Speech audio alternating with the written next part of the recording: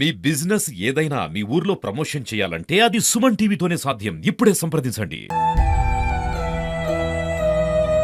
నేను ఎవరితోటి మాట్లాడలేదు. నేను దేవుని సాక్షిగా చెప్తున్నా, నా కొడుకు సాక్షిగా చెప్తున్నా, మా అమ్మ సాక్షిగా చెప్తున్నా, నీ మీద సాక్షిగా చెప్తున్నా. నేను నా పెళ్ళైన కాడ నుంచి నేను ఇంతవరకు ఎవరితోటి మాట్లాడలేదు.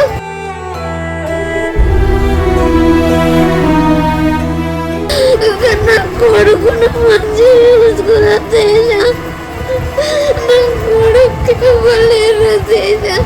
నేను ఎవరితోనే మాట్లాడలేదు నాకున్న టెన్షన్లకి.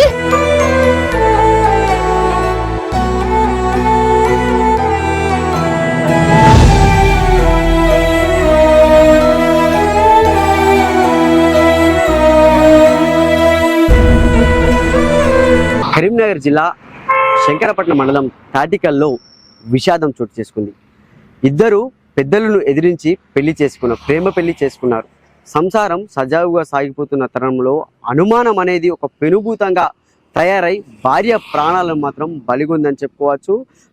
రాజన్న సిరిసిల్ల జిల్లాకు చెందినటువంటి బోయిన్పల్లి మండలానికి చెందిన ధర్మతేజ్ను శ్రావ్య, తాటికల్లుకు సంబంధించినటువంటి శ్రావ్య ప్రేమించి 2020లో పెళ్లి చేసుకుంది.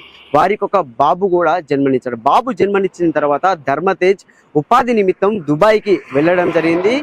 బోయిన్పల్లిలో ఉన్నటువంటి శ్రావ్య వారి తల్లిగారైనటువంటి తాటికల్లుకు, శంకరపట్నంలోని తాటికల్ గ్రామానికి వచ్చి తాటికల్ గ్రామంలో అయితే తల్లిగారి ఇంటి వద్దనే ఉంటున్న తరుణంలో కూడా గత కొన్ని రోజులుగా భర్త ధర్మతేజ్ ఎవరైతే ఉన్నారో దుబాయ్లో ఉన్నటువంటి ధర్మతేజ్ వారి భార్య శ్రావణిని తీవ్ర వేధింపులు, అంటే ఇతరులతో నువ్వు ఎఫ్ఐఆర్ పెట్టుకున్నావు, ఇతరులతో నువ్వు ఫోన్ మాట్లాడుతున్నావు, ఇతరులతో నువ్వు దగ్గరగా ఉంటున్నావని కూడా భార్యను ఫోన్లో మానసికంగా వేధించినటువంటి ధర్మతేజ్ ఆ వేధింపులను తట్టుకోలేక భార్య శ్రావణి 4వ తారీఖు రాత్రి సెల్ఫీ వీడియో చూస్తే మాత్రం చాలా బాధాకరం చెప్పుకోవచ్చు. నేనే అందులో ఆ వీడియోలో ఆ శ్రావణి మాట్లాడినటువంటి మాటలు ప్రతి ఒక్కరిని కూడా కన్నీటి పర్యంతం చేశాయి. అంటే నిన్ను నేను మనసిచ్చి ప్రేమించాను, నువ్వు నాకు నచ్చావని చెప్పి నేను మా పెద్దలను సైతం, ఇంటి వాళ్ళను సైతం ఎదిరించి పెళ్లి చేసుకుంటే నువ్వు నా మీద లేనిపోని అభాండాలను పెడుతున్నావు. మనది ప్రేమ పెళ్లి, పెద్దలు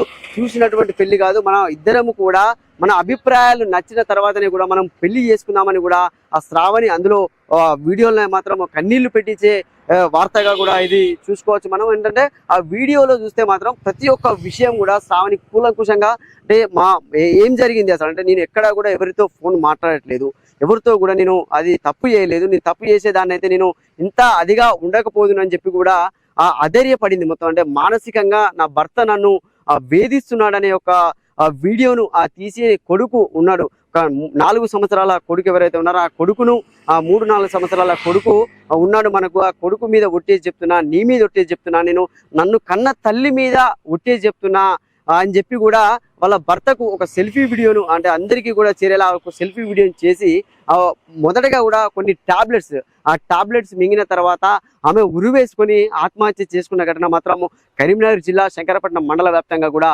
సంచలనం రప్పిందని చెప్పుకోవచ్చు. అనుమానం అనేది ఒక పెనుభూతంగా మారి దుబాయ్లో ఉన్నటువంటి భర్త భార్యను మానసికంగా వేధించడం, అంటే నువ్వు వేరే వాళ్ళతో మాట్లాడుతున్నావు అని మానసికంగా గత కొన్ని రోజులుగా కూడా ఫోన్ చేసి ఆమెను తిట్టడం, అంజలి ఈ వేరే రకంగా కూడా ఫోన్లో మాట్లాడడంతో అవి తట్టుకోలేని శ్రావ్య 4వ తారీఖు రాత్రి సూసైడ్ చేసుకొని ఆత్మహత్య అయితే చేసుకోవడం జరిగింది. ఆ సెల్ఫీ వీడియో అండ్ ఎంత దారుణం అంటే అది, ఆ సెల్ఫీ వీడియోలో చూస్తుంటేనే ప్రతి ఒక్కరు కూడా కన్నీళ్లు పెడుతున్న పరిస్థితి. అంటే అది చూసిన తరుణంలో కూడా, మేము చూసిన తరుణంలో కూడా అది ఇంత దారుణంగా ఉన్నట్టు, భర్త వేధింపులు ఇంత దారుణంగా ఉంటాయి. అంటే ప్రేమించి పెళ్లి చేసుకున్నాము, మనం ఇద్దరు మనుషులు కలిశాయి, అంత ఆప్యాయంగా ఉన్నాం మనం, నువ్వు నా మీద అనుమానం పెంచుకొని నన్ను ఇంత దారుణంగా అవమానిస్తే, ఇంత దారుణంగా అనుమానిస్తే నేను ఈ లోకంలో ఉండలేనని కూడా భర్తపై ఒట్టేసి, తన కన్న కొడుకుపై ఒట్టేసి, కన్న తల్లిదండ్రులపై ఒట్టేసినా కూడా నువ్వు నమ్మడం లేదు.